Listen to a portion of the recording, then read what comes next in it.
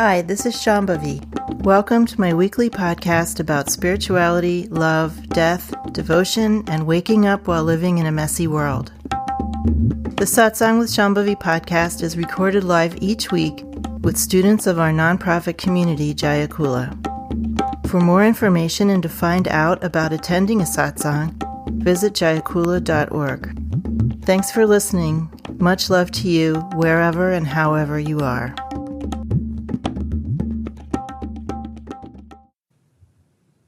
Welcome, everybody. So I know I usually ask you for a Dharma Talk topic, but I wanted to talk about, again, something I've talked about at least 100 times, probably 1,000, which is honesty. And there's a wonderful quote that has been a guideline for me for many years, and those of you who have been my students for a while already know what it is. But it is from a book of advice that Padmasambhava, he's called the second Buddha. They're infinite Buddhas, but, after Shakyamuni Buddha, the Guru Padmasambhava was also called Guru Rinpoche. He lived in the 8th century, and he was born in India. But, there's sort of different stories of births of an avatar. So the more esoteric story about him was that he was born in Odiyana, which is basically one of the birthplaces of Trika Shaivism. He was an incredible siddha. In any case, he had two principal disciples. They were both women, and they both had to argue with their parents to be allowed to not marry and become the students and consorts of Padmasambhava. And they were named Yeshe Tsogyal and Mandarava. Yeshe Tsogyal and Mandarava introduced many practices into the human realm, and they both became Dakinis or Buddhas in their own right. Particularly, Mandarava has a practice called the long life practice of Mandarava. It's for preserving life and healing and things like that. It's a practice that my Dzogchen teacher used to do very often and teach. So there's a wonderful book translated of advice that Padmasambhava gave to Yeshe Tsogyal.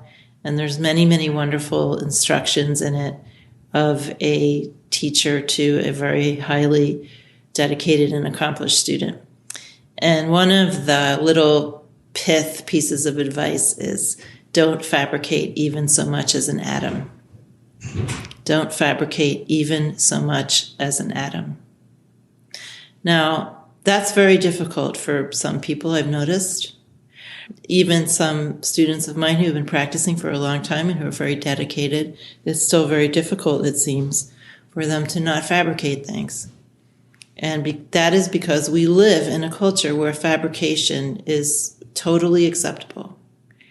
We look at Trump and his outright outrageous lying, and we think, oh my God, how can he get away with this? Oh, fact of the matter is, he's just at the end of a continuum of our lying. So many lies have been told to me by students. So many fabrications. For what purpose? For what purpose? One, self-aggrandizement. That's, to create a spiritual persona. And this is the main reason why Padmasambhava gave this advice to Yeshe Tsogyal.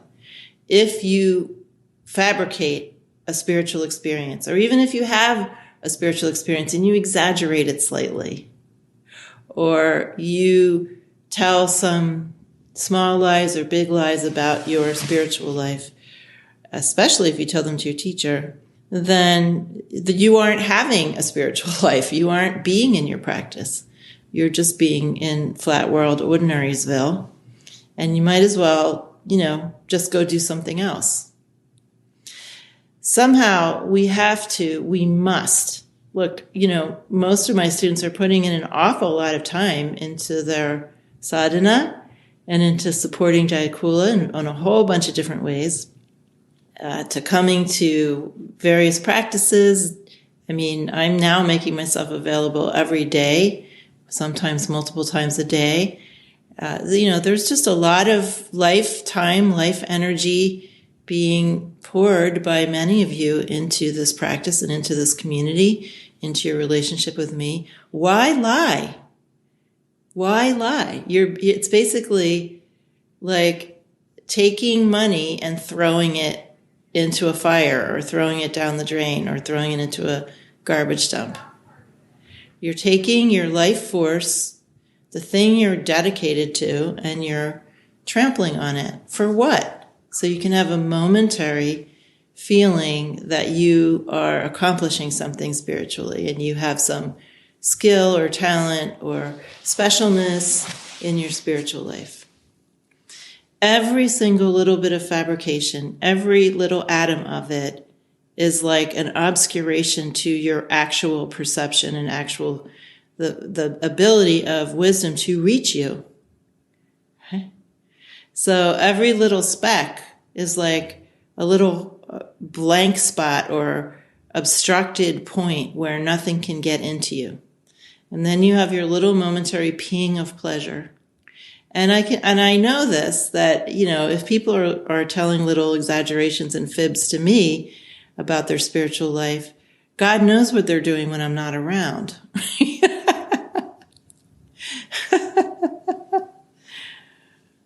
So this idea, of it's okay to like enhance your resume does not apply. It does not apply. You are simply wasting your energy if you do that. You are just wasting your time. You're wasting your energy. You might as well just go do something else. Seriously.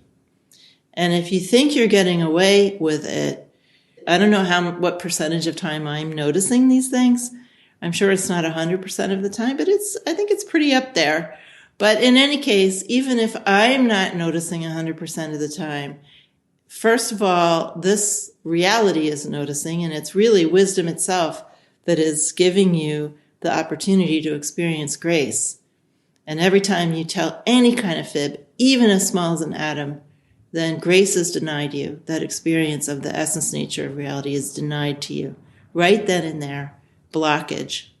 So even if I don't notice and you think you're getting away with it, or somebody you're talking to when I'm not around. And believe me, look at how many people are fooled by lying spiritual teachers.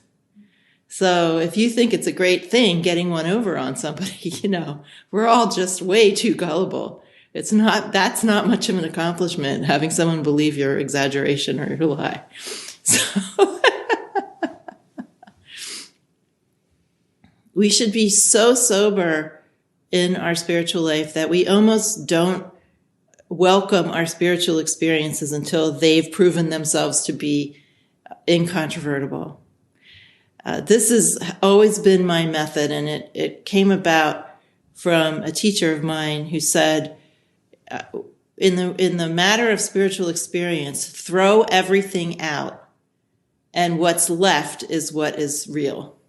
I've always been amazed at people who have either some real psychic ability or, some real kind of insight, more refined, subtle insight.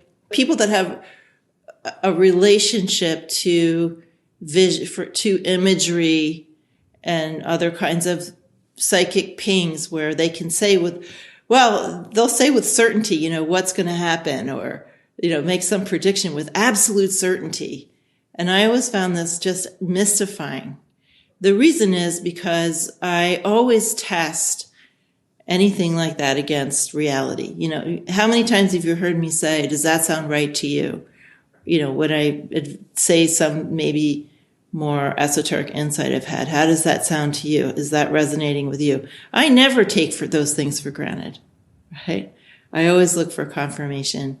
And whenever I have kind of more profound spiritual experience, sometimes those things are just incontrovertible right out of the gate, but other times there's some possibility that it was really some other thing that was happening.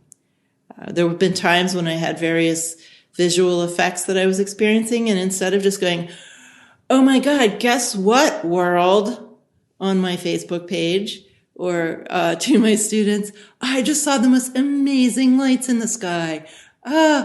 No, the first thing I did was I went to the ophthalmologist and had my eyes tested.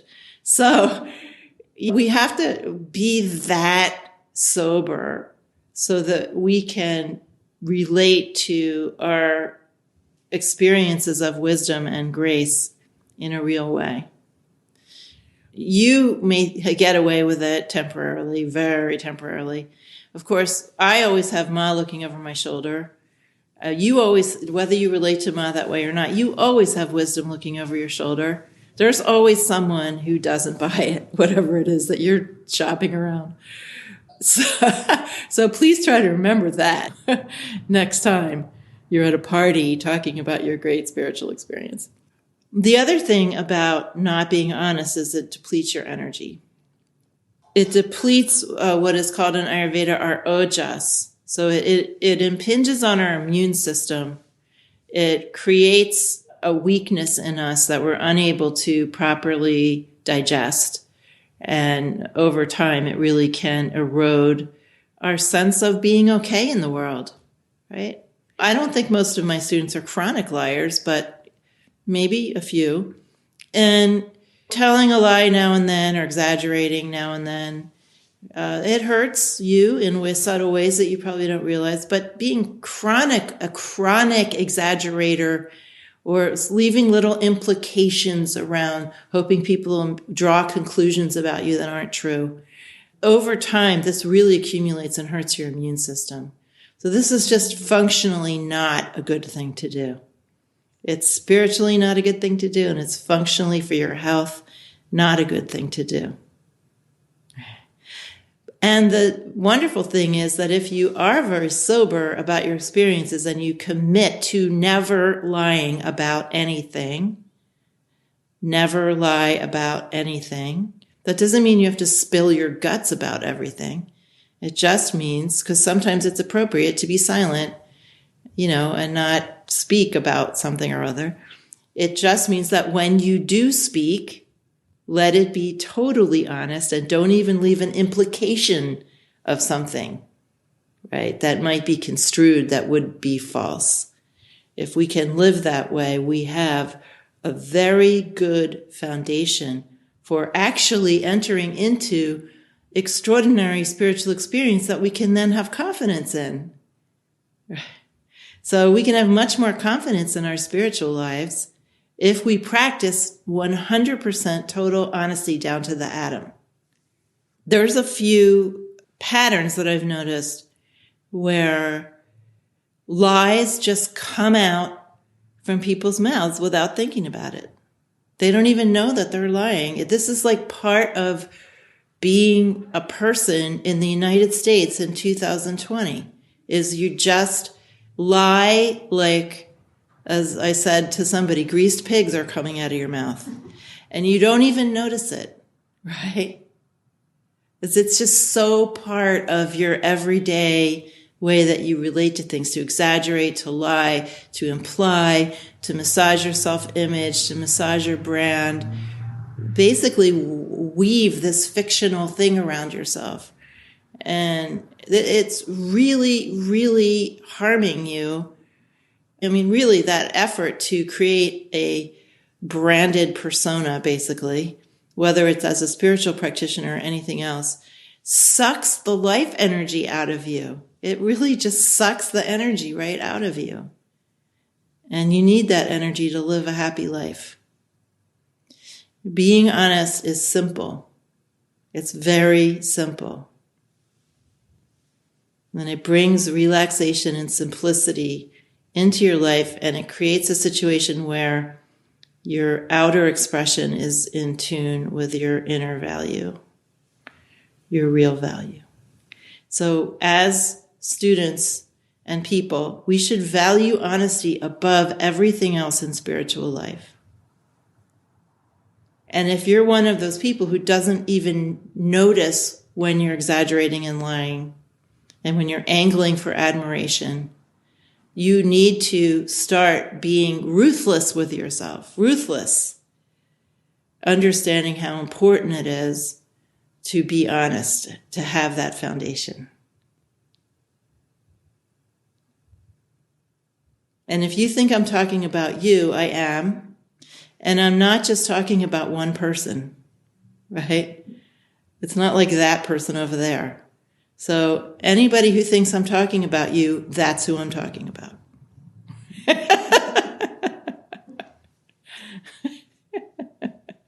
Because somewhere in you, you know this, and this is the problem. Your whole body, energy, and mind, even if there's an unconscious part of you that is doing this, without thinking, it comes and goes so quickly, don't even have time to notice it. In your deep cells, in your deep mind, in your deep heart, you know. And of course, this is where imposter syndrome comes from. Because guess what? You are an imposter.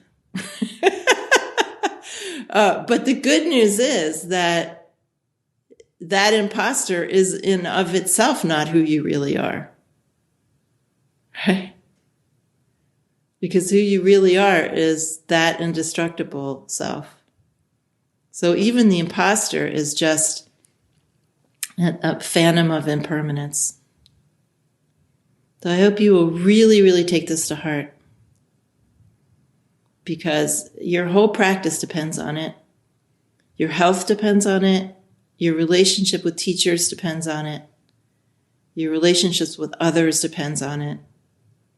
And, just for me personally, it's just not possible to work with lies. Lies are lies. Exaggerations are exaggerations.